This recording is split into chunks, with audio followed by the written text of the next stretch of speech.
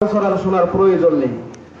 দু চারটি কথা শোনার পরে যদি সেখান থেকে আপনি আমল করতে পারেন তাহলে আপনার জীবন সাকসেস।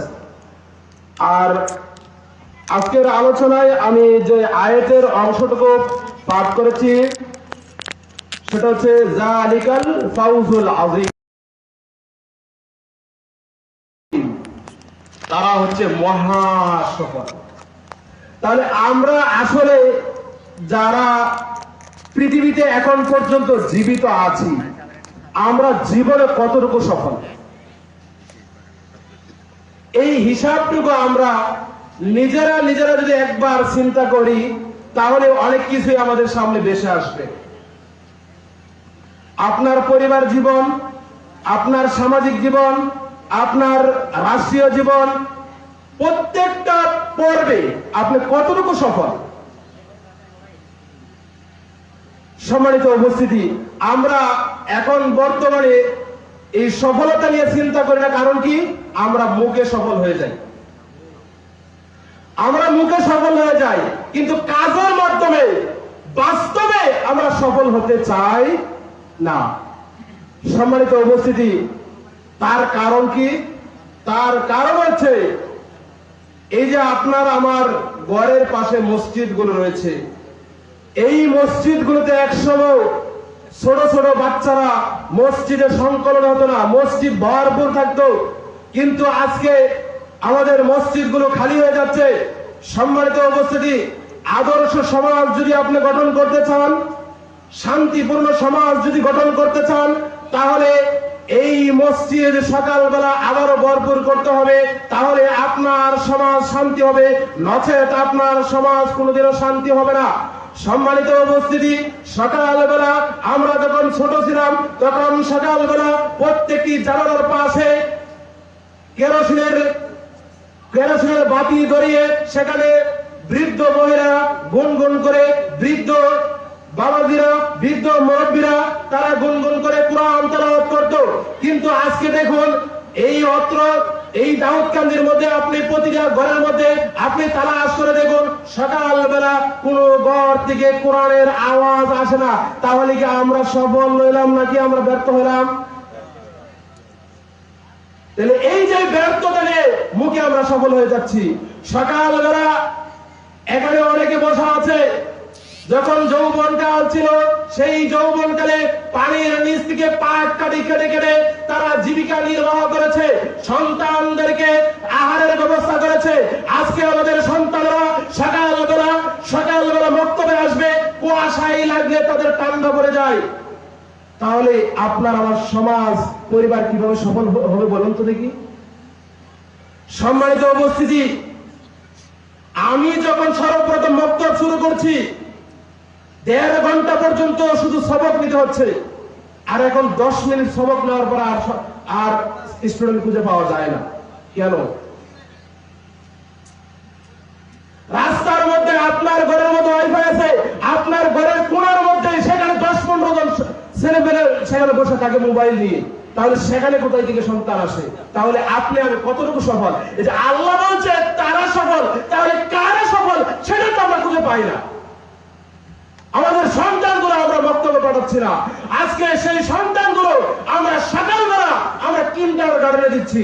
সম্মানিত উপস্থিতি, কেন আমাদের দেশের মধ্যে আন্দোলন করা হয় যে স্কুলের মধ্যে গানের শিক্ষক দিতে হবে, নৃত্যের শিক্ষক দিতে হবে, বিভিন্ন সংস্কৃতির শিক্ষক দিতে হবে, কিন্তু ওই সংস্কৃতিবাদীরা তারা একবারও বলে না যে আমাদের দেশ 90% মুসলমানের দেশ, সেখানে কোরআনের একজন শিক্ষক দিতে হবে। সম্মানিত উপস্থিতি, আপনার আমার মাঝে সেই সম্মান বোধটুকু, এই যে আমার আগে আলোচনা করেছেন সাইফুল ইসলাম, উনি আলোচনা করে গিয়েছেন যে এই কোরআন কিনে, এই কোরআনের প্রতি যদি আজকে ভালোবাসা থাকতাম, এই কোরআন যে শহরে নাজিল হয়েছে সেই শহর সম্মানিত হয়েছে, যেই রাত্রে নাজিল হয়েছে সেই রাত্র সম্মানিত হয়েছে, যার উপর নাজিল হয়েছে তিনি সম্মানিত হয়েছেন, যারা আমল করেছেন তারাও সম্মানিত হয়েছেন। তাহলে আপনার আমার সম্মানটা কোথায় বলুন তো দেখি? কেন আপনি আমি বুঝছি না? আপনার সন্তান কেন এখন পর্যন্ত মক্তবের স্টুডেন্ট হতে পারছে না? আপনার সন্তান কিন্ডারগার্টেনের স্টুডেন্ট হতে পারছে, আপনার সন্তান ইংলিশ মিডিয়ামের স্টুডেন্ট হতে পারছে, আপনার সন্তান এই কোরআনের স্টুডেন্ট হতে পারছে না। তাহলে আপনি সফল নাকি ব্যর্থ বলুন তো দেখি? শুধু তাই নয়, সম্মানিত উপস্থিতি, এই কোরআন আপনার মাঝে আমার মাঝে না থাকার কারণে আজকে বৃদ্ধাশ্রমগুলো ভরপুর হয়ে গেছে। সম্মানিত উপস্থিতি, বৃদ্ধাশ্রমে আপনি খোঁজ খবর নিয়ে দেখুন, বৃদ্ধাশ্রমের খোঁজ খবর নিয়ে দেখুন, সেখানে প্রত্যেকটা শিক্ষিত সন্তানের পিতামাতা সেই বৃদ্ধাশ্রমে উপস্থিত রয়েছেন। শিক্ষিত সন্তানের পিতামাতা সেখানে বৃদ্ধাশ্রমে রয়েছেন। একজন দ্বীনি শিক্ষায় শিক্ষিত সন্তানের বাবা মা সেই বৃদ্ধাশ্রমে নেই।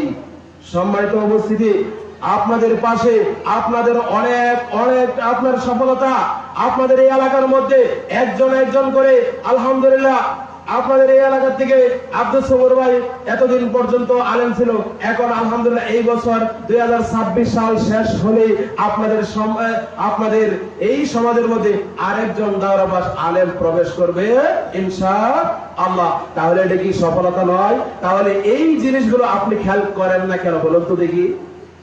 আপনার সন্তান শুধু বড় বড় চাকরি করে লক্ষ লক্ষ টাকা ইনকাম করবে, কিন্তু আপনার একবার খবর নেবে না, আপনার একবারও খবর নেবে না। তাহলে আপনি কিভাবে সফল হলেন? লক্ষ লক্ষ টাকা খরচ করেছেন সন্তানের পিছনে। সম্মানিত উপস্থিতি, আল্লাহ রাব্বুল আলামিন পবিত্র কোরআনের মধ্যে নির্দেশ করেছেন ফাআলাম, তুমি জানো। এরপরে আল্লাহ রাব্বুল আলামিন বলছেন যে ইকরা, তুমি পড়ো। এই যে শব্দগুলো, এগুলো নির্দেশ করতে, এই পড়ার কারণে আসহাবে সুফার মধ্যে না কে 70 জন সাহাবী সেখানে সব সময় উপস্থিত থাকে যে রাসূলের মুখটা কখন কি বলে, এটা যদি ছুটে যায় তাহলে আমরা সেটা আর পাবো না।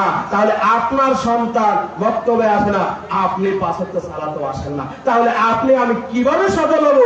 কিভাবে আমি শিখতে পারবো বলুন তো দেখি? অথচ আল্লাহ বলছে এই করে পড়ো, আল্লাহ বলছে ফাআলাম, তুমি জানো।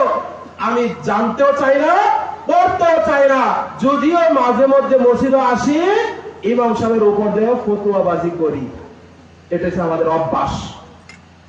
সম্মানিত উপস্থিতি, যেহেতু অনেক উলামায়ে কেরাম এখানে রয়েছেন, এই জন্য আলোচনার সময় বেশি নাই, এই জন্য আপনাদেরকে বলবো, যদি আমি সফল হতে চাই, তাহলে আজকে থেকে বুকে হাত দিয়ে আল্লাহকে সাক্ষী রেখে আপনি শপথ করুন, আগামী কাল থেকে আপনার সন্তান মক্তবে পাঠাবেন। এরপরে দ্বীনি শিক্ষার জন্য আপনার বাড়ির পাশে মাদ্রাসা রয়েছে, মাদ্রাসাতুল হিকমা আল ইসলামিয়া। এই দাউদকান্দির মধ্যে কোনো মাদ্রাসা ছিল না, এখন আলহামদুলিল্লাহ প্রায় 5টি প্রতিষ্ঠান হয়ে গিয়েছে। ছেলে মেয়ে উভয়ের জন্য আপনার সুবর্ণ সুযোগ রয়েছে লেখাপড়ার জন্য। কিন্তু এই সুযোগটুকু যদি আপনি কাজে না লাগাইতে পারেন, তাহলে এই কবরের মধ্যে গিয়ে আপনার জীবন ব্যর্থ হবেই হবে। যদি আপনি দুনিয়া থেকে সফলতার রাস্তার মধ্যে না উঠতে পারেন, সফলতার ট্রেনের মধ্যে না উঠতে পারেন, তাহলে আপনি কবরের মধ্যে অবশ্যই ব্যর্থ হয়ে যাবেন। আল্লাহ রাব্বুল আলামিন আপনাকে আমাকে সফল বান্দা, আল্লাহর সফল খাস বান্দা হিসাবে কবুল ও মঞ্জুর করলে আমরা আল্লাহুম্মা আমিন। আজকে যারা উপস্থিত হয়েছেন সকলকে আল্লাহ রাব্বুল আলামিন সফল হওয়ার তৌফিক দান করুন, আমরা আল্লাহুম্মা আমিন। ওয়া আখিরু দাওয়ানা আলহামদুলিল্লাহি রাব্বিল আলামিন। আসসালামু আলাইকুম ওয়া রাহমাতুল্লাহি ওয়া বারাকাতুহু। মাশাআল্লাহ।